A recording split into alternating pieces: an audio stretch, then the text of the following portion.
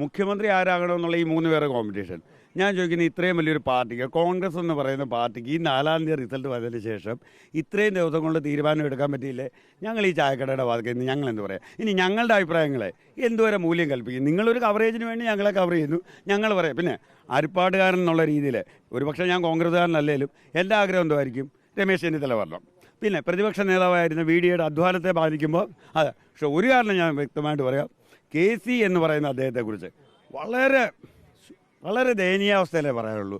കാരണം MP ആയിരുന്ന അദ്ദേഹം, അല്ലെങ്കിൽ ഇദ്ദേഹത്തിന് ഇതിനു മുമ്പേ മത്സരിക്കായിരുന്നു. ഈ മത്സരം കഴിഞ്ഞിട്ടുള്ള ഈ പരിപാടി അത് മോശമായി പോയി. നിങ്ങൾ ചെന്നിത്തലയുടെ നാട്ടുകാരാണ്, അപ്പം ആര് മുഖ്യമന്ത്രി ആകണമെന്ന് ആഗ്രഹം? ഞാൻ കോൺഗ്രസ് പാർട്ടി അല്ലേ തന്നെ അദ്ദേഹം പറയേണ്ടതുകൊണ്ട് ഞാൻ വേറൊരു പൊളിറ്റിക്കൽ മെമ്പറാണ്.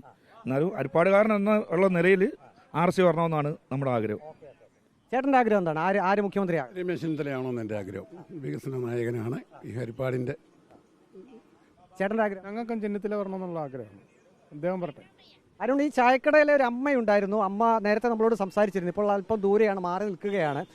എന്താണ് ശരിക്കും രമേശ് ചെന്നിത്തല തന്നെ ആകണമെന്നാണ് ആഗ്രഹം? രമേശ് ചെന്നിത്തല, എന്നെ സംബന്ധിച്ചിടത്തോളം പറയാൻ, രമേശ് ചെന്നിത്തല മുഖ്യമന്ത്രി ആകണമെന്നാണ് എൻ്റെ അരിപ്പാട്ടുകാരനായിട്ടുള്ള എൻ്റെ ആഗ്രഹം.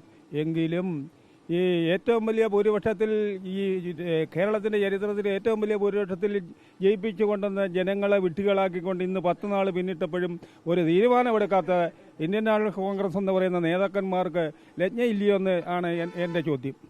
അത് ഇനിയെങ്കിലും നീട്ടിക്കൊണ്ട് പോകാതെ ഇന്നെങ്കിലും തീരുമാനം എടുക്കണമെന്നാണ് എന്നെ സംബന്ധിച്ച് പറയാനുള്ളത്. രമേശ് തന്നെ വരണമെന്നാണ് എൻ്റെ. പിന്നെ ഇദ്ദേഹത്തിന് ഒരു MP ആയിട്ട് നിൽക്കുന്ന അദ്ദേഹം ഇവിടെ മുഖ്യമന്ത്രിയായിട്ട് വന്നാൽ ഈ ബാധ്യത 2 ഇലക്ഷൻ നടക്കണം.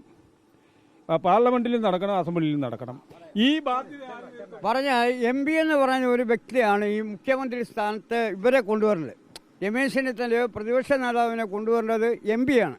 MP കൂടി ഇതിനകത്ത് കയറി കൈകാര്യം ചെയ്യേണ്ട കാര്യമില്ല. ഒരു MP CPM-ഉം CPI-യും MP ഒരു മണ്ഡലമാണ് ആലപ്പുഴ. ഓക്കെ അരുൺ, ഏതായാലും ഈ ഹരിപ്പാട്ടുകാരുടെ താല്പര്യം അതാണ്.